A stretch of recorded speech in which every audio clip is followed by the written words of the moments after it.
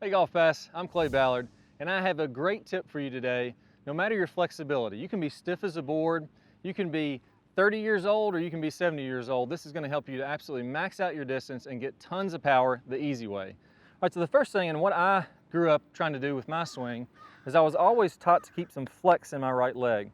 So when I go to the top of the backswing, I would keep this leg bent. You see that nice angle between my lower leg and upper leg? And I would keep my knee facing forward. And what this does is it restricts your hip turn. So if I do this and I keep that flex, I can probably only turn my hips about 20 or 30 degrees before I'm completely locked up. Now that's a real issue in the golf swing, because if I keep that flex, I can only get to about here with my shoulder turn. I can only get to about here with my backswing.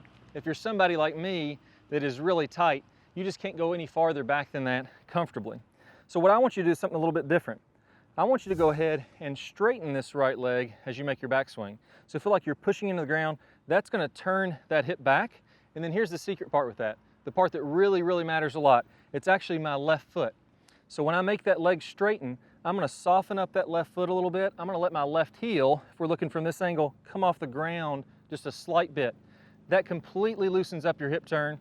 That allows you to get a big shoulder turn. And now I feel no tighter than I did before, but my swing is all the way back here. You can think of your shoulders as an accelerator pedal. As I get my legs to move, it gets my hips to move.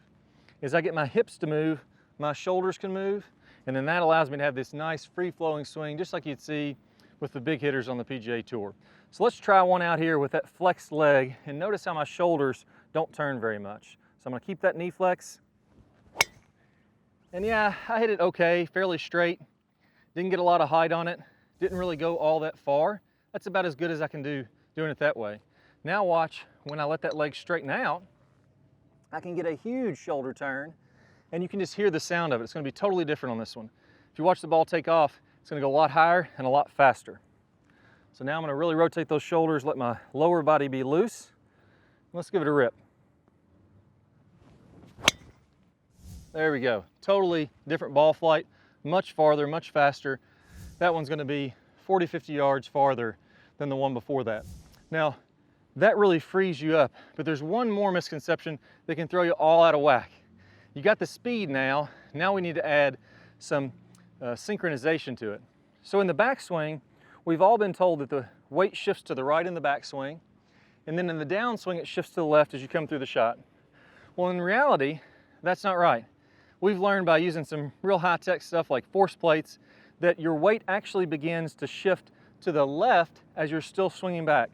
So if I want to have a lot of power, I want to load that right leg early and push it into the ground. So here's what I'm going to do, exactly like we worked on before. I'm going to start with my weight on my right side, and as I transition to that right leg very early, I want to feel like my weight is all the way on this right foot here early, and then my leg's going to straighten when that happens. From there, from about halfway back in the backswing here, I'm going to go ahead and let my weight shift to the left, and then I'm going to swing on through. So almost every golfer I've ever worked with gets to the right way too late. They get to this right leg way too late, and they get back to the left way too late.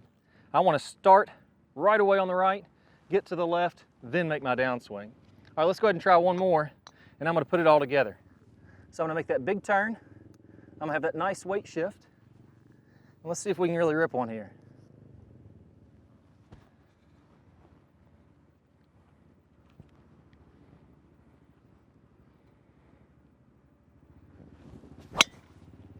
There we go.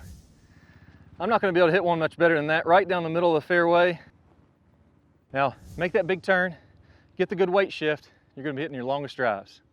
Head on over to GolfPass for more great tips. I can't wait to see you in another video.